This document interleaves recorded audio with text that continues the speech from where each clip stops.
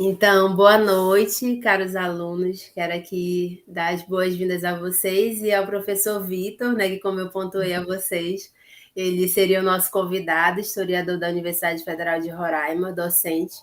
E o nosso bate-papo hoje vai ser para contar um pouco do histórico, né, conhecer um pouco da nossa história enquanto Roraima, conhecer a cidade de Boa Vista.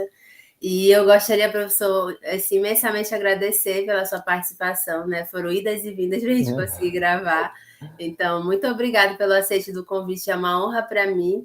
Eu conheci o professor pelas redes sociais, ele teve apoiando a missão do Estevão pelo Mundo, né? Quem segue as redes sociais acompanhou que ele esteve em Roraima, né? Exato. Desfrutando aqui de tantos momentos bons na nossa terra, né?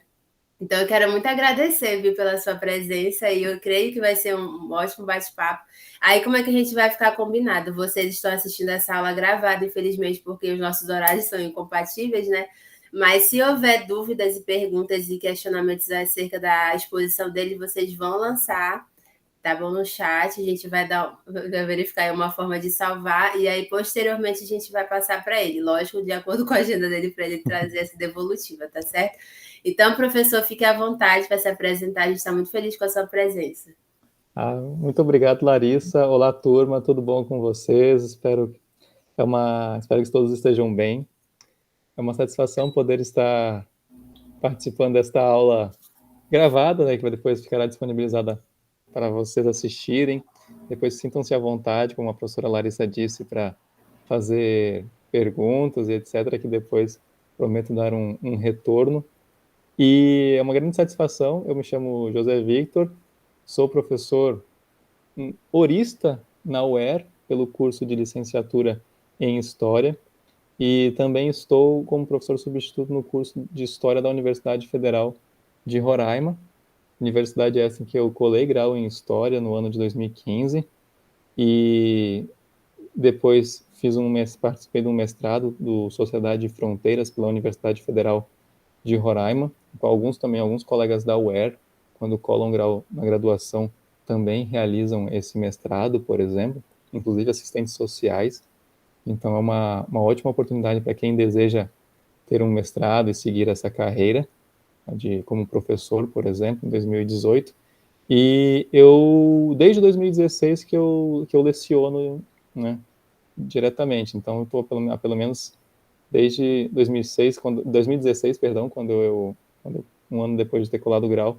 Felizmente, eu pude dar início à carreira como docente e tenho como objeto, como pesquisa, né, como assuntos que mais me despertam a curiosidade, né, a história da Amazônia, em especial o período do Brasil, do Império do Brasil, aqui no caso, em especial na região amazônica, mas também estudo o período contemporâneo, principalmente no que tange a história de Roraima, porque como moro no estado e é fundamental que nós o conheçamos, e também como professor, né, com a missão de auxiliar os alunos para informá-los sobre a história de Roraima, curiosidades, etc., é que a gente também se dedica ao período contemporâneo, né, e o tempo presente da história de Roraima, que tem tudo a ver com a nossa aula de hoje, né? Estudar o passado também é estudar o passado para compreender o tempo presente e verificar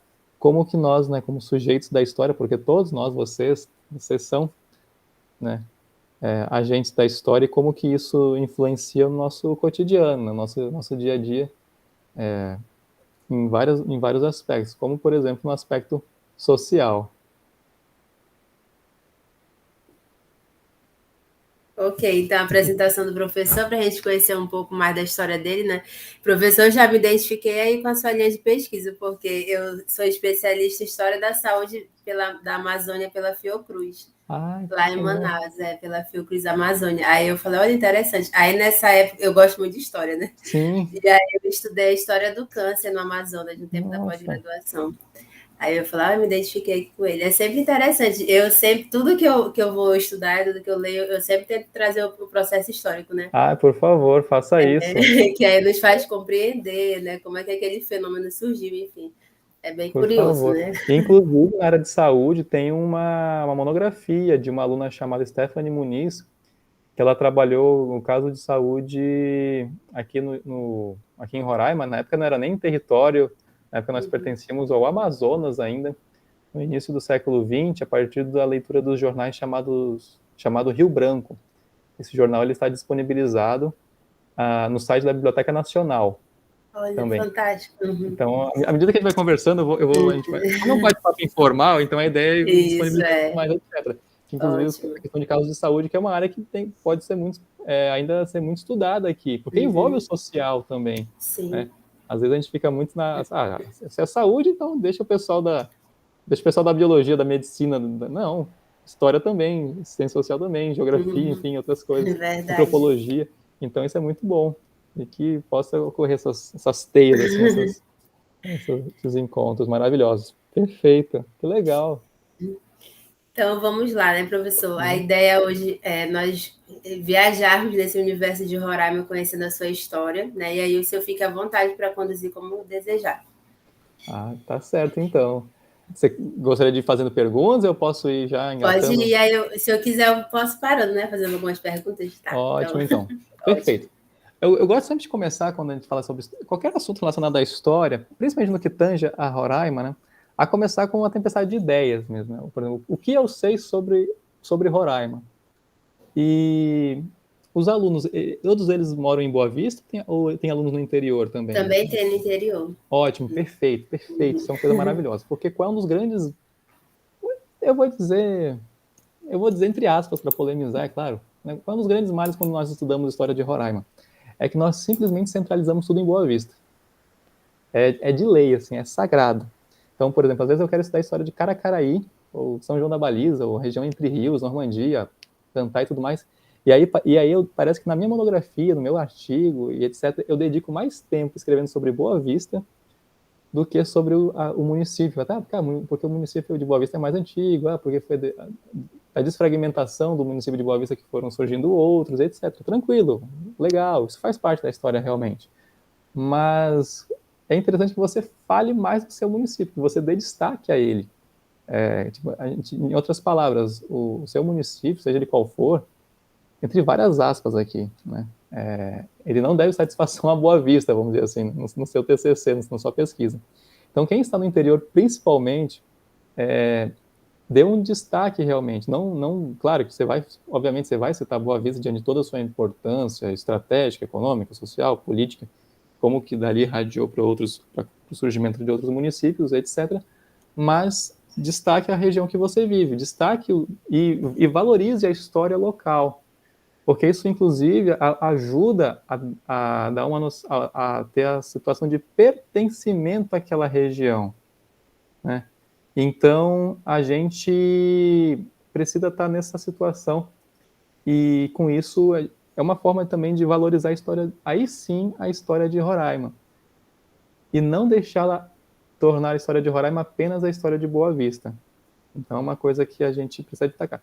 Claro que tem a dificuldade com relação a fontes, acesso a arquivos. Em Roraima, infelizmente, nós não dispomos de um grande arquivo público, nós não dispomos nem de um grande arquivo público digital, enquanto que em outros centros já se discute estabelecer conexões e parcerias com arquivos digitais. Nós não temos nenhum arquivo físico ainda, que nós choramos, nós literalmente choramos. E aí é muito interessante, na área da assistência social, vocês valorizarem as memórias dos moradores dos municípios que vocês residem. Por favor, façam isso. Porque às vezes a gente é muito atrelado, principalmente quando é academia, ao papel, ao preto no branco. Preto no branco. Parece que se não tem nada escrito, é como se não tivesse história, o que não é verdade. Então, por favor, valorizem isso. Quando nós também estamos estudando a história de Roraima, a partir dessa tempestade de ideias, né, como se fossem palavras-chave e etc., é interessante a gente observar que alguns aspectos da região, eles ainda se fazem muito, muito presentes no que tange a questões sociais, por exemplo. Em especial, as migrações, né, para a região e os deslocamentos indígenas. Se você for estudar a história de Roraima desde o período, e aí pegando uma perspectiva portuguesa, né, de colonização portuguesa, com a construção do Forte São Joaquim, os aldeamentos religiosos, as fazendas, as chamadas fazendas reais, aí pegando séculos XVI, a partir do século XVIII, século XIX, né, século XX e tudo mais, você, posteriormente território, etc., você vai sempre verificar o fenômeno das migrações e dos deslocamentos indígenas presentes. E diga-se de passagem, quando nós estamos falando sobre século XXI, nós estamos falando sobre migrações. Inclusive, são palavras, questões que estão no centro do século XXI. E aí você tem várias questões. Obviamente, chegou em decorrência da pandemia, isso também, pandemia é uma delas, mas migrações é uma das palavras-chave, porque é um contexto mundial, inclusive. E em Roraima não é diferente.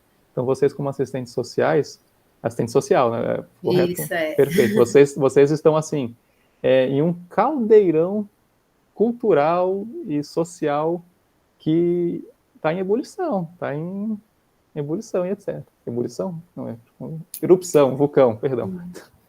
Em erupção, como um vulcão, né? E vocês percebem isso, né? É isso. Então, essa é uma das primeiras características. Se você for estudar a história de Roraima num contexto, você vai sempre verificar esses pontos, certo? Outra questão muito interessante, no caso, envolvendo Roraima, principalmente no que tange políticas públicas e etc., e aí, principalmente quanto à questão de que isso reflete, né, em algumas questões sobre também sobre desigualdade, no caso no estado de Roraima, é o que nós chamamos por disputas pela terra. Né? Por isso que nós, em história, atualmente, utilizamos a expressão colonização, porque tem-se a intenção, né, durante muitos séculos, durante muito tempo, e isso, quando eu falo isso, é algo até recente, assim, não tem muito tempo, se trabalha com a perspectiva, com a leitura fantasiosa ou de um discurso, que inclusive era um discurso oficial por parte dos governantes, do chamado vazio demográfico. Né? Então, você tem aquela leitura de que a região era desabitada, né? Fazia-se necessidade de colonizá-la, de ocupá-la e etc. Isso não apenas para Roraima, mas se nós formos pegar numa conjuntura de Amazônia, né, vamos dizer, a chamada Amazônia Legal, né, que compreende todo o Brasil, a parte do Brasil, então a gente vai identificar muito esse discurso. E aí faz uma teia com Roraima, com Amapá, com Amazonas, com Pará, com o Acre, com a parte do Mato Grosso, a parte norte do Mato Grosso, por exemplo. Então essa narrativa ela se fez muito presente e foi um dos fatores também para incentivar, né, fluxos migratórios para a região. E aí você pode trabalhar por diferentes perspectivas, inclusive, né? Pegando um contexto nacional de conflitos, desigualdades, busca por condições de vidas melhores, né? E aí você migra para o norte, né? Você é incentivado, encorajado, às vezes você vem fugido, inclusive, tem situações de pessoas, inclusive de elites, né? Que vieram fugidas por práticas que cometeram em outras regiões e vieram para cá buscar uma nova vida. Afinal, ninguém se conhecia, né? Ninguém vai procurar, não tinha Facebook na época, então por aí vai, não tinha Interpol, então, né, vou recomeçar minha vida. Quem era? Não, quem sou eu? Não, sou fulano de tal, sou inocente, nunca fiz nada de ruim, enfim. E aí você começa também a ter um processo de colonização, e aí você tem os encontros, né, justamente com as populações indígenas, as populações originárias que habitam, né, a região. Às vezes a gente fala habitavam, como se não existissem Como se mais. fosse Então, algo de passagem, né? E é exatamente, tão como se presente. tão presente, tão visível e que por vezes nós queremos ignorar. E ignoramos, diga-se de passagem. O que acontece? Aí na situação você começa a ter os conflitos e disputas pela terra. Lembrando que isso sempre existiu também. Se você for verificar as histórias dos conflitos indígenas antes da chegada dos europeus, você também tinha. O exemplo são os tupis e os tamoios na região sudeste, né? São Paulo e Rio de Janeiro, ali a rivalidade já existia antes mesmo de existir cariocas e paulistas. Então, já existiam esses conflitos. A questão é que você também começa a ter uma acentuação em decorrência da busca pelo modo de produção também, as mudanças do modo de produção, né? Uma política mercantilista e posteriormente um modo de produção capitalista, e como que isso também atinge, né, e afeta a nossa região como um todo. E assim, a fala afeta a nossa região, uma vez que é um contexto de visibilidade e inserção global, que se acentua, aí pegando num modelo de modo de produção capitalista, principalmente a partir do século XIX, quando você começa a ter como destaque, né, de matéria-prima a borracha e a extração do látex, né, nos seringais principalmente do Amazonas, onde hoje é o Amazonas, onde hoje está o Pará, onde hoje está o estado do Acre e Rondônia. E no caso de Roraima, o grande destaque da região era justamente o fornecimento de gado para abastecer Manaus, né? Essa é a grande característica. E aí você começa também a ter uma inserção maior de fazendas aqui na região, né? Produção de gado, e como que isso também afeta em aspectos de ocupação do território, e como que isso também gera deslocamento, porque à medida que você tem o destaque para uma região, a demarcação de uma região, né, aparentemente sem lei, né, você tem a lei escrita, mas o ideal e o real, no caso, né, a formação de grandes latifúndios, a concentração de terras na mão de poucas pessoas, a construção de cercamentos ou enfim, para demarcar territórios, e a inserção do gado, né, a inserção do gado no estado, aqui em Roraima, ela começa com o Lobo da Almada no final do século XIX, né, que ele era o responsável pela capitania de São José do Rio Negro, né, um administrador, vamos dizer assim, e aí ele observa, olha, temos uma região aqui, né, que nós chamamos de lavrado, né, que é propícia para pecuária, então vamos inserir o gado nessa região, e com isso você também tem uma forma de manter a população local, né, junto com o Forte São Joaquim, e aí já estamos falando de século XVIII, né, e aí com o século XIX você tem, principalmente a partir de 1850, já o contexto de Brasil e Império, a chamada Lei de Terras, no caso, né, e isso afeta muito a questão social, estou falando Estado, perdão, no Brasil, porque a Lei de Terras, inclusive, ia ser curioso, isso está no site do Senado Federal. Como se o Brasil tivesse optado pelo latifúndio, vamos dizer assim. Porque com a Lei de Terras você, de uma certa forma, cerceava ou diminuía a possibilidade da compra de terras, né, no caso, o que facilitava somente as pessoas que tinham posses, que tinham dinheiro, que tinham condições, né? Então você preferiu, entre aspas, dividir em forma de latifúndios do que em pequenas propriedades. Então, por exemplo, até mesmo às vezes um ribeirinho, um indígena, uma pessoa de poucas condições não tinha como comprar, né, um lote de terra, no caso, porque a lei não permitia. Claro, isso falando no papel, né? Claro que na realidade você tem outras situações. Junto a isso, uma coisa muito interessante no que tange a Amazônia no século XIX, que é um assunto que ele é de interesse nacional, embora seja pouco estudado. Por isso que é muito interessante, quando conversarmos sobre história da Amazônia, perguntar o que eu estudei sobre história da Amazônia na escola, né? E o que eu estudei sobre história de Roraima no século XIX, a história de Roraima no século XIX, que aí também tem a ver, obviamente, com a história da Amazônia e a história do Amazonas, né? E isso revela justamente a nossa dificuldade em compreender esse contexto, porque nós somos pouco incentivados, né? Aqui em Roraima, eu não sei como é nos outros estados, etc. Geralmente, as maiores informações que você recebe sobre século XIX, século XVIII, século XVII na região, elas são obtidas por meio dos cursinhos pré-vestibulares, com o propósito, claro, de atingir o vestibular. O vestibular, ele cumpre essa missão. Talvez nós, como professores de história, aí envolve enfim, um outro debate, etc., quanto ao pouco conhecimento que nós temos sobre essas histórias. Mas voltando. Um assunto muito interessante, que também é pouco debatido por nós, é com relação à navegação no Rio Amazonas. Por que esse assunto é interessante? Porque ele envolve, de uma certa forma, aspectos sociais que influenciaram também fluxos migratórios para a região amazônica. E aí vocês vão ver, por exemplo, como que havia um certo...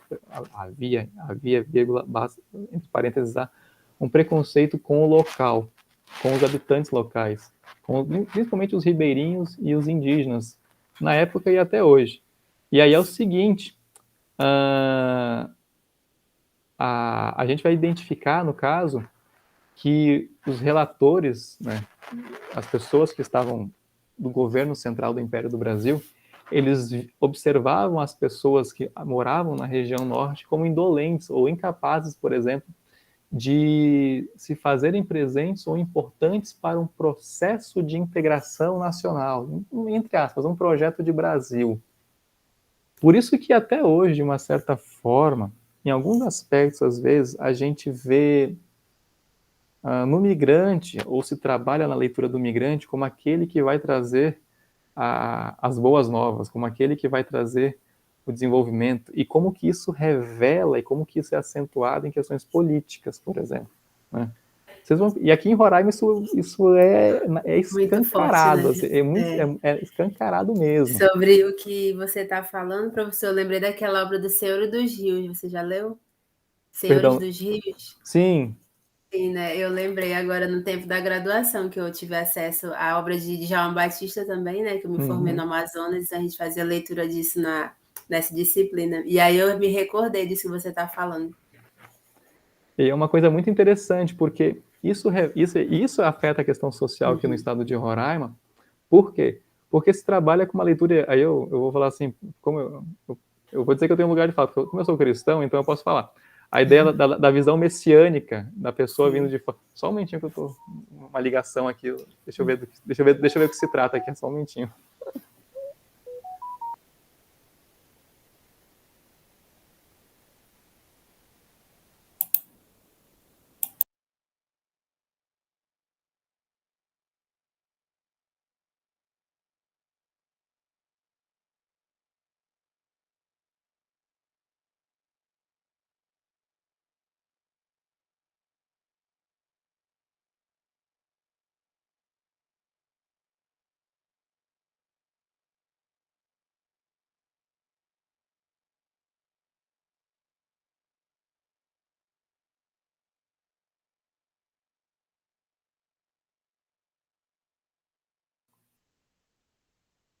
Perdão, agora aqui.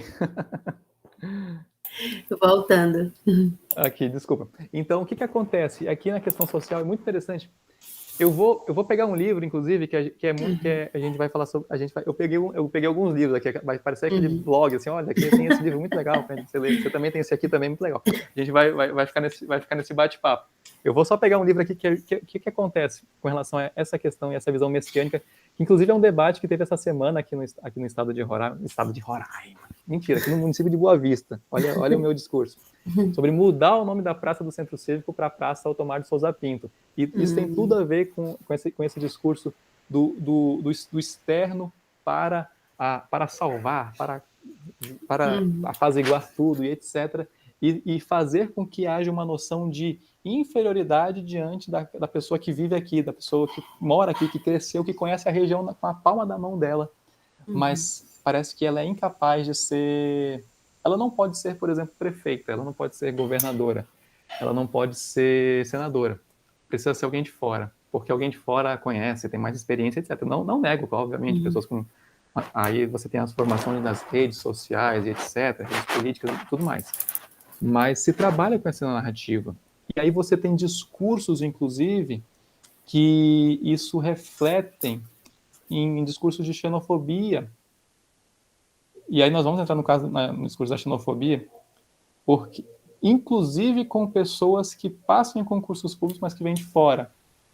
Porque tipo, esse pessoal aí veio de fora e tirou a minha vaga para o concurso, seja ele qual for. Quando, na verdade, a gente precisa questionar o modelo de educação que nós temos no nosso estado. Né? Então, percebam que às vezes você tem uma pessoa que vem de fora a leitura messiânica do Salvador, que vai apaziguar, que vai trazer todo o desenvolvimento e tudo mais, ao mesmo tempo que você tem na figura uma pessoa que vem de fora também, que passou por seus estudos, e etc., a pessoa que lá, essa pessoa, eu não sou feliz porque eu não passei no concurso, porque essa pessoa veio de fora e tirou minha vaga. Aqui eu falo em termos de concurso público, porque nós somos um estado que e aí envolve a questão social também, né? E aí, questão social barra perspectivas de vida, que parece que se você não passa um concurso público, você é um fracassado, assim, parece que tem umas questões muito... Parece que a cidade ela é baseada nisso, né? E se você Exato, não está no curso dessa cidade, você não faz parte dela, né? exatamente. Então a gente tem que estar muito atento a isso. Mas, enfim, e é justamente essa questão muito interessante que você tem... Eu falei que ia pegar o livro, né? Eu deixei o suspense, depois eu mostro. Que é a dificuldade que você teve durante muito tempo, no aspecto das populações aqui, de formar uma elite local, de pessoas daqui da região. Você tem durante... Vou colocar aqui, né? Até 1994, na questão política, né? Pessoas que majoritariamente vieram de fora, nomeadas de fora, etc. E por que eu coloquei 1994? Porque foi o ano em que você teve o primeiro governador eleito que nasceu em Roraima, que foi o Neudo Campos, por exemplo, né? Então vejam como que há um recorte temporal muito extenso quanto a você, não vou dizer valorizar, mas como que essas questões elas afetaram, inclusive, nos aspectos políticos entre as elites, né? No que tange a questões políticas e de controle da região e tudo mais. Mas e isso também é um reflexo, claro, né? E aí, voltando ao gancho, que eu estendi muito, justamente em decorrência dos fluxos migratórios, né? Das relações de poder que haviam, né? As pessoas que vinham de fora, as pessoas que eu falo, as pessoas entre aspas, porque também era uma minoria. Quando nós estamos falando de elite, no caso, e de elite agrária, por exemplo, eu estou falando de uma minoria que migrou para a região. A grande maioria pobre, analfabeta, sem condições de ter um grande crescimento, etc. Claro, alguns conseguem ter uma ascensão econômica, mas majoritariamente a maioria era em condições pobres, até porque é uma questão também de fluxos migratórios. E aí eu vou falar sempre, eu vou repetir várias vezes fluxos migratórios, né? Inclusive, e aí vocês que estão assistindo essa live, se questionem, né? Como você chegou ao município em que você reside? Você nasceu nele ou seu pai ou sua mãe migrou, seu avô, seu bisavô? E por que eles migraram? Aí eu pergunto, quantas pessoas na história da humanidade migram por amor, por exemplo? Nós migramos por sobrevivência, né? Então tem um passado aí, né? É claro que tem exceções. Eu soube de um militar que ele trabalhava em Fernando de Noronha. Fernando de Noronha, a ilha mesmo, a ilha paradisíaca. Custo de vida elevado, mas é Fernando de Noronha. E ele decidiu, quero migrar para a Amazônia. E ele foi, acho que para São Gabriel da Cachoeira, se não me engano. Assim, mas ele Os migrou extremos, né? ele foi de um extremo ao outro, mas assim, porque ele quer se sentir desafiado, ele quer conhecer lá uns lugares. E aí eu pergunto a vocês, aí, se vocês estivessem em Fernando de Noronha, vocês iriam para a cabeça do cachorro no Amazonas? Não, deixa lá, tá tranquilo, já, de lá eu vim, de lá não quero voltar, tá ótimo, né? Então, mas assim, a maioria dos fluxos migratórios que acontecem é por motivo de sobrevivência, né? Isso, e vocês irão migrar também, nós iremos migrar algum dia, né, então, vejam, se identifiquem, né, vocês como assistentes sociais, e aí pegando o contexto da migração venezuelana, claro, eu também não quero romantizar, às vezes quando a gente começa a romantizar uma situação, a gente acaba ficando passivo diante dela, mas se identifiquem nesse contexto, porque o que acontece também aqui no aspecto social? Você identifica que isso é muito curioso, que quando você migrou para Roraima na década de 1980, um exemplo, né? Então, historicamente todos nós somos migrantes. Quando você tem uma migração, principalmente ali a partir dos anos, na década de 90, dos anos 2000, principalmente por causa de concurso público, e agora, com a migração venezuelana, é interessante como que você não se identifica mais como migrante. Parece que você não teve esse passado. O migrante agora é o outro. O migrante agora é aquele. E aquele está, entre aspas, trazendo problema para Roraima. Como se a nossa saúde já não fosse precária, como se a nossa a segurança pública também não fosse precária, infelizmente. A nossa educação, embora você tenha recursos, mas continue precária, e por isso que as pessoas que estudam concursos públicos, a maioria delas vem de fora e passam aqui, mas eu já não me identifico mais, porque eu sou... Então, é muito interessante como que isso afeta, inclusive, as nossas percepções com a relação ao fluxo migratório atualmente de venezuelanos. Assim, fala-se venezuelanos, mas você tem junto cubanos, você tem haitianos, você tem colombianos, inclusive entre os venezuelanos, tem uma questão alguns têm dupla nacionalidade, mas eles se identificam aqui como venezuelanos, parece. Mas é muito interessante. Então, isso é Roraima, assim, isso é um aspecto microscópico ali, aspecto de Roraima. E isso que eu nem cheguei ainda na questão indígena, que sempre esteve presente.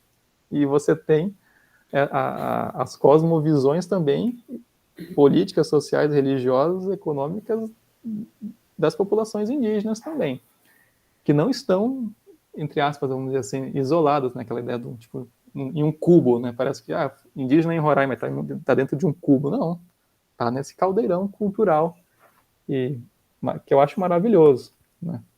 Etc. Eu falei muito, peço perdão. Fique à vontade, professor. Qual é o próximo passo? Fluxos Então, migratórios, o século fluxo migratório. XIX, Agora, inserção. assim, eu queria só fazer uma pergunta que é uma curiosidade de muitos alunos, né? E Claro, minha também, vamos é lá. entender, né, nesse processo migratório, o grande número de pessoas que buscaram Boa Vista, isso no caso na década de 80, década de 70, né? E Uhum. hoje, quando a gente consegue fazer assim, um balanço populacional, vamos dizer assim, por que, que o valor é mínimo, né, de pessoas que realmente nasceram em Boa Vista e permaneceram aqui? Se a gente fizer um comparativo com o Amazonas, que a questão migratória ela é bem mais presente, né? Só que ainda assim a gente consegue encontrar amazonense no meio desse contexto. E aqui já é tão diferenciado, a gente quase não consegue encontrar boa-vistense, né? Mas isso já foi mais, como eu posso falar? Isso já foi mais, vamos dizer, acho que em termos de percentual, isso já foi mais acentuado, assim. Por quê? A gente tem também, mas no caso a gente tem que verificar, né? Porque, por exemplo, até a década de 80, você não tinha todos os municípios que nós temos hoje, né, os 15 municípios, eles, assim, né, foi finalizada a criação de novos municípios até no início do século XX. Dos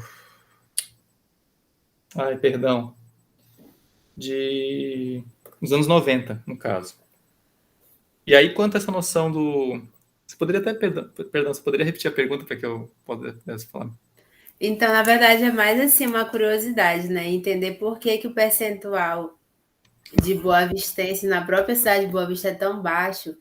E se a gente compara com o Amazonas, que o Amazonas ele teve fluxo migratório contínuo, né? Só que a gente percebe que a população local ela permanece, desenvolveu ali tudo. E já em Boa Vista isso é quase imperceptível, assim, a gente tenta entender cadê os moradores nativos, as pessoas que fizeram parte, né, desse processo de criação, enfim. E aqui a gente percebe tantos, né, paulistas, gaúchos, enfim, né? Então, Entendi, cadê perfeito. Ótimo. o Boa Vistense raiz mesmo, né? É uma curiosidade, assim. Boa Vicente Raiz, essa é uma ótima pergunta. No caso, o que acontece também? Aí nós temos que entrar em vários aspectos, como, por exemplo, as questões de logística, de transporte, de deslocamento até Roraima. Por exemplo, quando o território federal do Rio Branco foi criado, cadê aqui? Foi criado na década de 40, você tinha um fluxo populacional aqui de aproximadamente, se não me engano, acho que eram 12 mil pessoas em Boa Vista. Eu não me recordo os números agora. Então, assim, o que acontece também? Você não tinha entre aspas, literalmente, você não tinha nada para fazer aqui. Assim, não havia algo que pudesse que incentivasse, principalmente por parte de iniciativas privadas, o famoso desenvolvimento, a leitura do desenvolvimento do progresso. Então, diferente já de Manaus você já tinha uma cidade desenvolvida, uma cidade grande, né, etc., um fluxo maior, uma oportunidade, possibilidade de trabalhos melhores. Aqui, o máximo que você tinha era trabalhar nas fazendas, né, e aí, por exemplo, é leitura simples, você não precisa de 100 pessoas para cuidar de 100 cabeças de gato, você precisa só de um, né. Então, você não havia algo que fizesse com que você acabasse por construir raízes aqui. Uma outra coisa que é muito comum também é que o fluxo migratório mais acentuado para Roraima, ele começa realmente a partir do final dos anos 70 e início dos anos 80, assim, mais acentuado mesmo, né? Tanto é que foram os percentuais de fluxos migratórios para Roraima. Deixa eu ver se eu tenho um mapa, eu tenho um gráfico aqui, eu separei inclusive alguns slides aqui. Deixa eu ver se eu tenho aqui. Ótimo, eu posso compartilhar? É que eu acabei não... Faz o teste, professor, se é possível, senão envia pelo WhatsApp. Perfeito. Eu vou pegar aqui, então, de fluxos migratórios, e aí vou fazer uma linha do tempo aqui. Perfeito. Eu posso compartilhar aqui?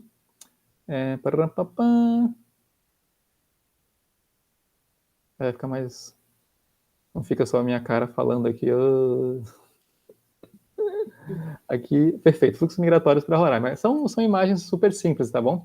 Então é o seguinte, aqui no caso nós temos as embarcações a vapor em Caracaraí. Quem é de Caracaraí? Um beijo, querido, na sua alma. Aqui. E isso era o Caracaraí. Caracaraí era para ser a cidade estratégica de Roraima, assim como Boa Vista. Caracaraí era para fornecer energia, por exemplo, para o estado de Roraima, por exemplo, para Boa Vista. Ela sempre foi um ponto muito importante, claro, apesar de ela só ter sido, o município ter sido criado somente muitas décadas depois, no caso. E ali era o ponto em que o gado, né, era embarcado para ir para Manaus, para Amazonas. E uma coisa muito interessante mesmo, que hoje a BR, né, a BR, não é culpa da BR, que a BR, digamos assim, ocupou, tornou-se o ator principal, é que nós, até pelo menos a década de 60, ou pelo menos ali pegando anos 50, anos 40, o principal meio de deslocamento para o Amazonas, para Manaus, para o restante do Brasil, era pelo mar, era navegação pelo rio. Hoje a gente só lembra do Rio Branco quando ele está cheio, quando ele está seco. Agora com a situação do garimpo, quando ele está com mercúrio, talvez você esteja bebendo mercúrio neste momento. E que às vezes a gente fala assim, mas por que não teve um fluxo migratório tão acentuado? Justamente por causa das dificuldades. Lembrando que quando nós estamos falando de Rio Branco e saindo de Manaus indo para Boa Vista, eu estou subindo o Rio Branco, então é um outro desafio. Além das corredeiras do bem-querer e etc. Você vai ver os relatos de viajantes, eles falam das viagens e etc. Então vamos lá. Então aqui algumas imagens que a gente pode compartilhar. Brasil, legal que eu compartilhei agora. Aqui, ok, né? O embarque do gado, essas imagens são do século de 1904, de um fotógrafo chamado George Hubner, que esteve aqui junto pelo Amazonas, no caso. Aí, ok, né, que fluxo principalmente de pessoas da região do Nordeste do Brasil, né, a criação dos territórios federais, e aí a política, é um contexto de Segunda Guerra Mundial, no caso, né, então, o governo federal preocupado com as regiões de fronteira, né, começa a cria os territórios federais, e aí Rio Branco, Amapá, Guaporé. Uma coisa muito interessante para vocês como assistentes sociais é vou ser redundante, identificar como uma pessoa com quem vocês estão conversando se identifica. Porque se nós pegarmos pessoas que nasceram em 1940 até 1960, na carteira de identidade dela, ela vai se identificar como rio-branquense. Eu não sou roraimense, eu sou rio-branquense. E faz sentido, porque nós só passamos a ser território federal de Roraima em 1962. Então, provavelmente, quem mora no interior, talvez tenha algum parente, algum amigo, algum vizinho, que tenha alguém que seja a pessoa mais velha da casa, e que isso tenha... E que se você olhar a carteira de identidade dela, ou se como ela se identifica, ela fala, não, eu sou rio-branquense. Uma questão muito interessante aí. Certo? Guaporé, que aparece na música do Skank, Vamos Fugir, então Guaporé, qualquer coisa está aqui também, onde é Rondônia, Amapá é o Amapá, e outros territórios que acabaram não sendo criados. Vamos lá, então só para a gente ter uma noção do tempo e espaço, uma questão muito interessante, aí turma, quem é do interior, pessoal de Mucajaí, terra do Roxinho, que junto com o território, né, você tem a construção das zonas agrícolas, né? Saco vazio não para em pé, é necessário que haja uma, né, uma ocupação agrícola também, né, de áreas agrícolas para que as pessoas possam, né, e que isso possa abastecer Boa Vista. E aí você tem principalmente pelo menos 3 colônias agrícolas, né, que é Fernando Costa, que onde hoje é Mucajaí, Coronel Mota e o Tayane, aqui é uma coisa muito curiosa, que é a migração de japoneses, né? Então, aqui em Roraima nós temos uma associação de japoneses, por exemplo, em decorrência justamente desse fluxo migratório na década de 50. E também não apenas para Roraima, para Rio Branco na época, mas para o Pará e para o Amazonas também, né? E Brás de Aguiar, onde hoje é o município do Cantá. Então, tem monografia sobre isso, tem dissertação, é de uma aluna chamada Alessandra, inclusive um trabalho bem querido mesmo, sobre essas zonas agrícolas, que podem ajudar vocês a entender também um pouco da dinâmica, né, da ocupação também do território, certo? Aqui, a localização, no caso das colônias agrícolas, né? A colonização, ok. Aqui os fluxos migratórios, aqui que você vê uma acentuação, principalmente, né? Nos anos 60 e 70, que vai se acentuar, no caso para Roraima, que vai facilitar com a abertura da BR-174. Claro que naquela época a BR ainda era um rally, assim, era um rally do negócio punk, né? Mas você já tinha a intenção, né, e a construção da infraestrutura, certo? O interesse por parte do governo militar, né, justamente com a propaganda, ocupar para não integrar, ocupar zonas de vazios demográficos, etc., chegar para desenvolver, e aí também que você tem a criação da Zona Franca de Manaus, né, as áreas, etc., Suframa e por aí vai, ok? Então você vai identificar justamente isso. O que acontece para que haja uma acentuação dos fluxos migratórios para Roraima na década de 70 e 80, o contexto de crise também, né? E aí você tem os garimpos, garimpo mecanizado, garimpo, né, etc. Lembrando que você já tinha práticas de garimpo aqui em Roraima nos anos 30, 40 e 50 na região do Tepequém. Tepequém, que hoje é turismo, na época era garimpo, né? Garimpo de diamante, era uma coisa que você tinha companhias estrangeiras, inclusive, aqui na região. Você tinha violência, fala-se que não tinha, mas tinha, sim. Você tem narrativa da ideia da passividade, mas quando você fala de garimpo, você está falando de violência. E aqui, provavelmente, quem está acompanhando a nossa live aqui, como é que eu vou dizer?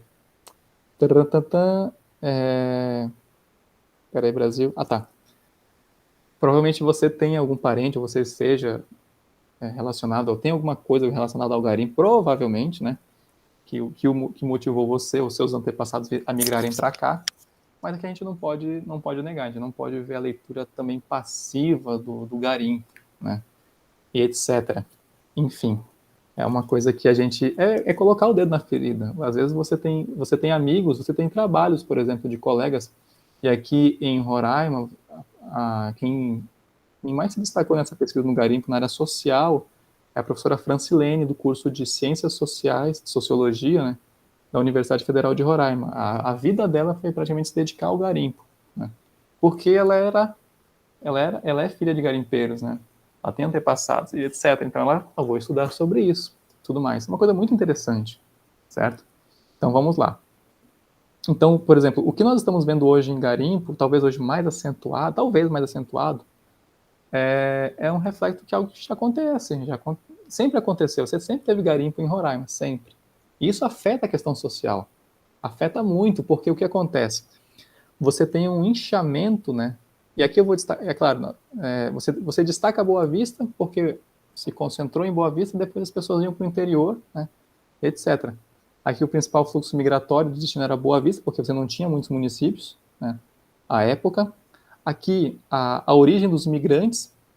Interessante, gostei desse dado aí. Dado aqui é um dado muito, muito, muito importante. Depois que eu posso disponibilizar esses slides aqui, fique à vontade.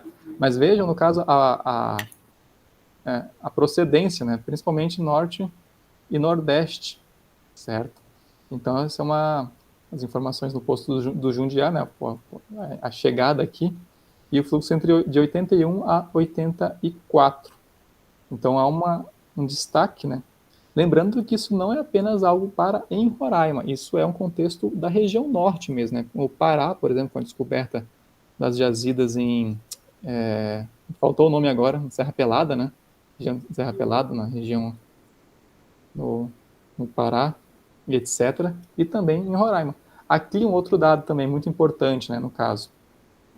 O crescimento, principalmente aqui na década de 80, ó, o salto que você tem, né, em termos percentuais, inclusive principalmente para a área rural.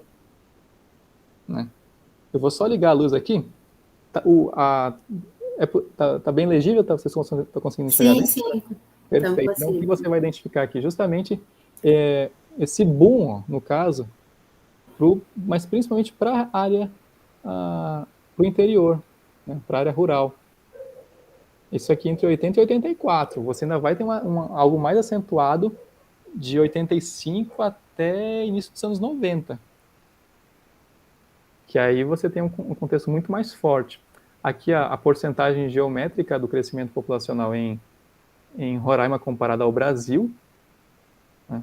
Então você vê aqui o Brasil, aí tanto é que Roraima 4 vezes mais, não, 3 vezes mais, perdão, praticamente com relação ao restante do Brasil, né? Aqui em termos percentuais, tendo como destaque principalmente os anos 80.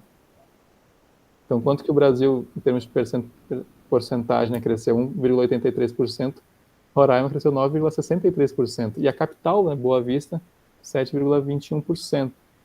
É uma questão muito interessante comparar esses dados, por exemplo, com o crescimento populacional de Boa Vista, de Roraima, municípios do interior, agora em decorrência do fluxo migratório. Uma coisa muito interessante é o número de partos também em Roraima, né? Que foi um dos maiores do Brasil em termos percentuais, né? E que, enquanto outros estados você teve um percentual negativo, né? Eu não sou da área de exatas, então se eu estiver falando uma besteira, por favor, me corrijam. Em Roraima você teve um saldo positivo, né? Então, nascem mais bebês do que... Enfim, é uma coisa muito interessante aqui, o índice de natalidade, etc. Né? Em decorrência de fluxos migratórios. Então, como assistentes sociais, vocês têm que ter isso sempre no radar de vocês. Aqui muitos imigrantes, né? Desculpa interromper, professor, claro. Agora.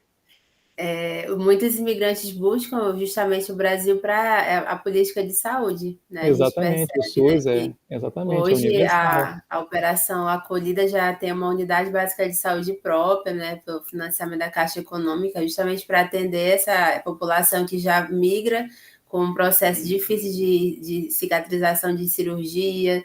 Muitos já vêm sequelados, né, de vários procedimentos errôneos que foram feitos na Venezuela e chegam até nós com essa demanda, né?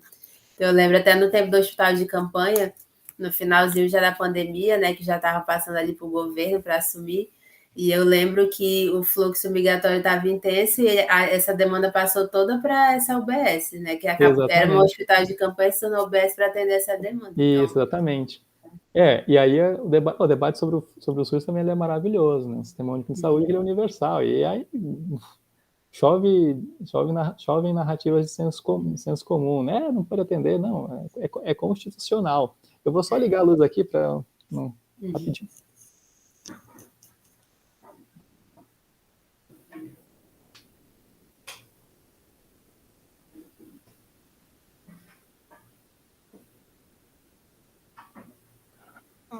Vamos lá. Ótimo. Então, o que pode acontecer também com relação àquela pergunta, né? Onde está o roraimense raiz? Por incrível que pareça, uma coisa assim. Claro que isso é muito... Claro que no campo da história, essa ideia do raiz, a gente não trabalha, né? Porque você tem miscigenações, etc., que é algo maravilhoso. É capaz que a geração do boavistense raiz, vamos dizer assim, ela seja mais recente. Principalmente dos anos 2000, 2010, 2020 para cá. Por quê?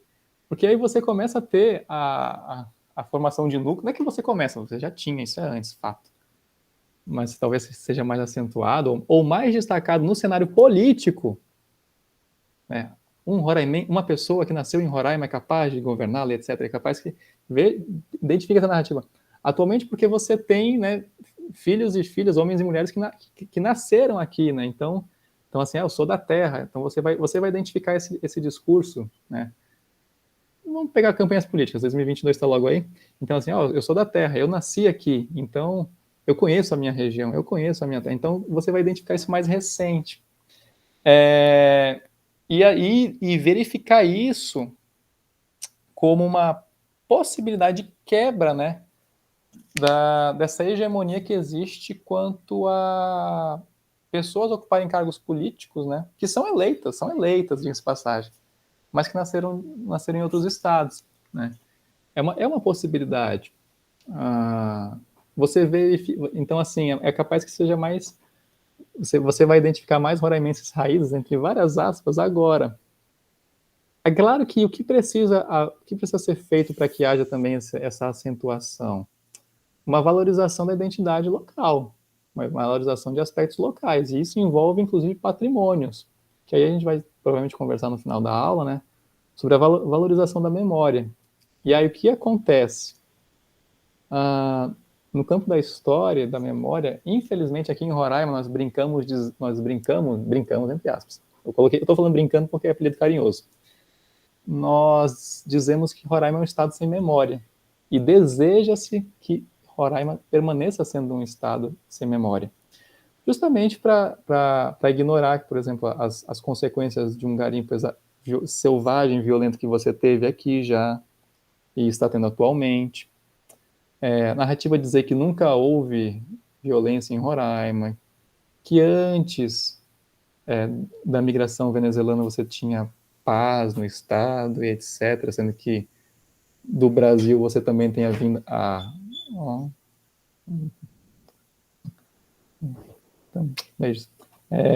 Você vai ter, sendo que do Brasil você já tem presente aqui, isso é fato.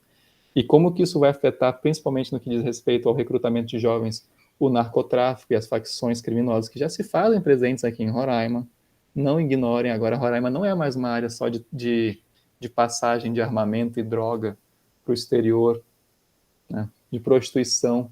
Então tenta se negar tudo isso. E quando se fala do passado, é justamente a leitura romântica. Os mais antigos aqui com certeza devem conhecer o chamado Bar da Viúva, que tem tudo a ver com esse contexto migratório aqui. O Bar da Viúva ele era famoso porque era um bar onde concentravam os garimpeiros aqui em Boa Vista, quando vinham para a cidade, etc. Era um bar conhecidíssimo, ficava ali na Villeroy, próximo da igreja de São Vicente, ali eu acho. São Vicente? Acho que é. E aí é muito curioso isso, só que lembra-se dentro dessa perspectiva, né? E se ignora a violência.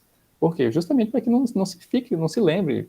E aí, você, para o bem ou para o mal, como diria um professor meu, você tem um grupo de historiadores, de sociólogos, de assistentes sociais, de antropólogos, de economistas, de geógrafos na área humana que desejam lembrar do passado e como tem uma frase de um professor chamado Peter Burke, né, na área de história, que ele fala que a função do historiador é lembrar a sociedade o que ela deseja esquecer. Tipo, não vamos lembrar disso aí não, tem que lembrar, eu sinto muito, mas tem que ficar à tona, senão você acaba retornando para ditaduras, regimes totalitários, enfim, etc. Então, provavelmente, esse boavistense raiz, ele entre aspas, né, ele está presente. Claro que a gente vai entrar em outro debate. O que é um boavistense raiz? Aí já... Aí você vai dizer, talvez alguém que seja filho de imigrante. Pô, beleza, mas e o indígena?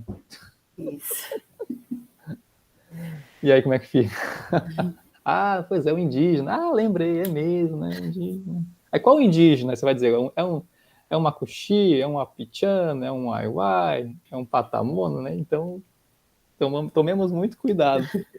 E por vezes, quando você vai ver eu sou um boavistense raiz, ou um boavistense raiz, é capaz que você veja isso para fins já falei políticos, então não vou ficar repetindo aqui, mas às vezes para fins publicitários, que quando desliga a câmera fala, aí, tchau, obrigado, vendeu a imagem, e que venham turistas para cá para conhecer essa Boa Vistense raiz.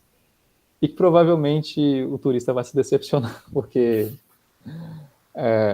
não, isso são coisas de bastidores. Está gravando, mas enfim, às vezes quando falar de turismo em Boa Vista também é muito difícil, assim, é bem delicado, porque envolve justamente a questão de não valorizar as memórias e os patrimônios. Mas isso a gente vai deixar para o final da aula, esse momento de choro.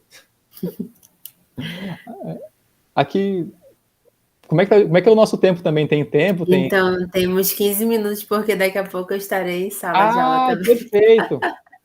Que é sexta-feira à noite. Tá certo. Ok. Aqui é o crescimento populacional, então, em Roraima, no município de Boa Vista, no caso, né? A acentuação, certo? Então, aqui 80, é a principal, de 1980 para 1991, perdão. O salto, né, de 2 dígitos para 3 dígitos, no caso, na centenas de milhares, né? Então, enfim, é a estimativa em 2015. Ótimo. Então, os 15 minutos a gente pode finalizar como, professora? Fique à vontade, tem algum ponto que eu deixei?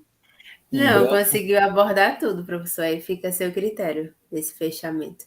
Certo, ok.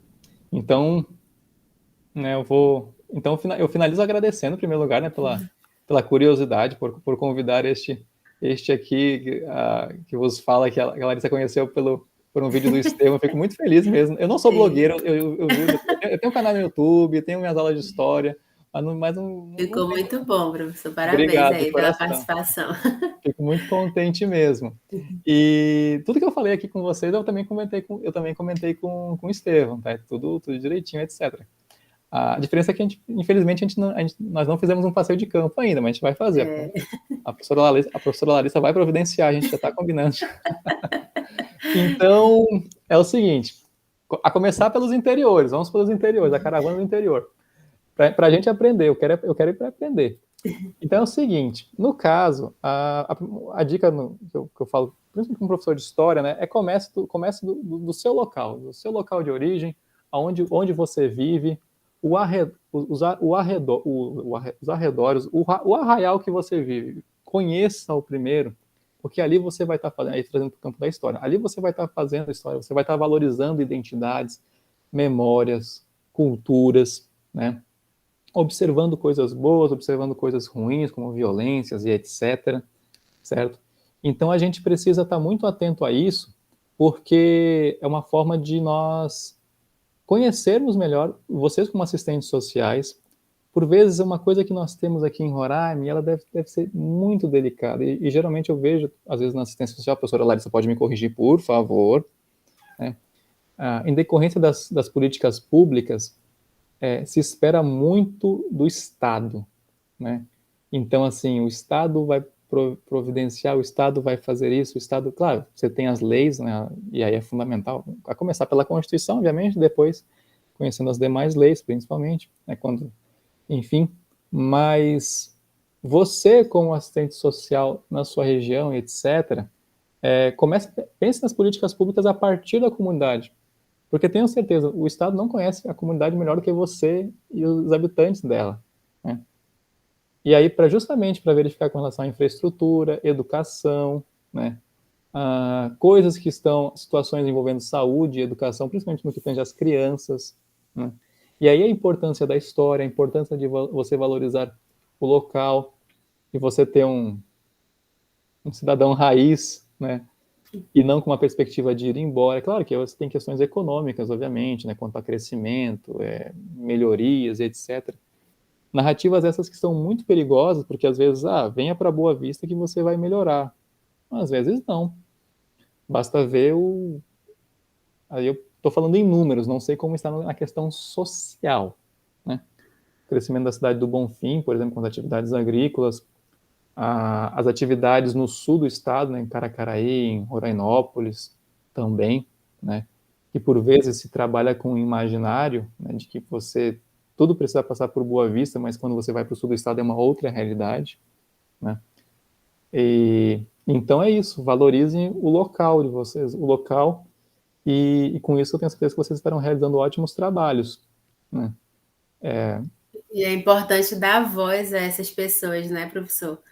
Né? Até no campo de vocês realizam história oral, né? Que Exatamente, aquela pessoa que conhece muito melhor o território do que alguém que chegou ali numa instituição e está tentando, né, entender melhor.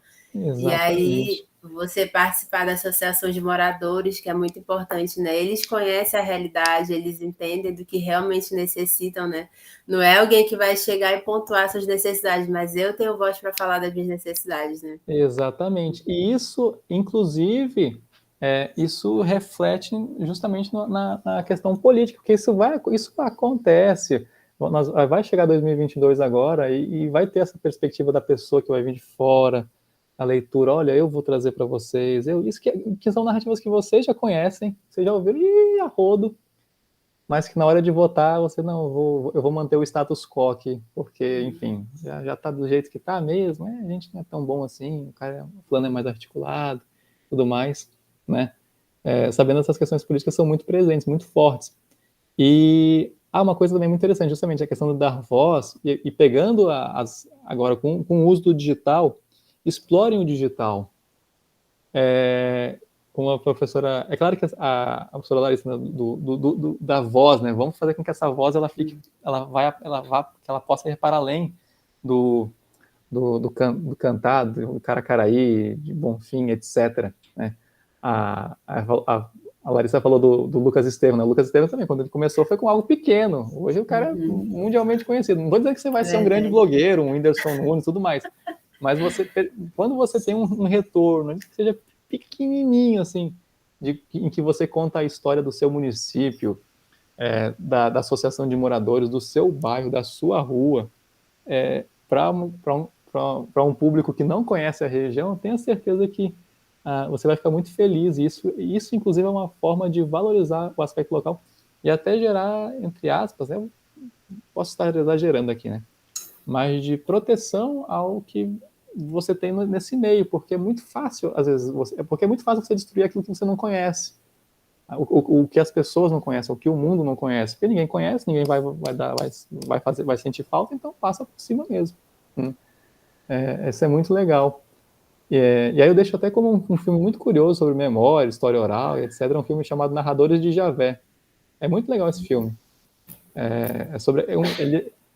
A história do filme é fictícia, mas tem uma questão real, que é o deslocamento de moradores de uma região que seria inundada em decorrência da construção de uma represa, e eles precisam construir a história do local eles precisam fazer uma história para justificar a permanência deles lá. E aí você tem várias interpretações e tudo mais. Então fica até como curioso, porque isso também isso envolve história local, social, política, memória, e rende boas risadas. No mais, eu agradeço. Isso não é tudo, felizmente. Tem muito assunto aqui, tem muito pano para manga. Mas foi um momento bem, bem, bem gostoso. Gostei. Obrigado, Larissa, pelo convite. Mandar um beijo a todos vocês. Peço perdão pela demora. Finalmente conseguimos, mas deu certo. Que bom, muito obrigada, professor. Eu sei aí do seu tempo corrido, né? Agradeço pelo espaço na agenda. E os alunos com certeza vão aproveitar bastante esse momento, viu? Muito obrigada. Fico feliz de coração. Qualquer dúvida mesmo, podem perguntar. Tá Foi certo. uma conversa informal aqui. Nós fomos no século XIX, século XXI, voltamos ao século XIX, mas foi uma teia, uns cruzamentos, assim, mas desse jeito. Mas qualquer dúvida, eu estou às ordens. Parabéns pelo curso, parabéns a vocês, certo? E felicidades. Obrigada, viu, professor? Sucesso. Tchau. Tchau, tchau.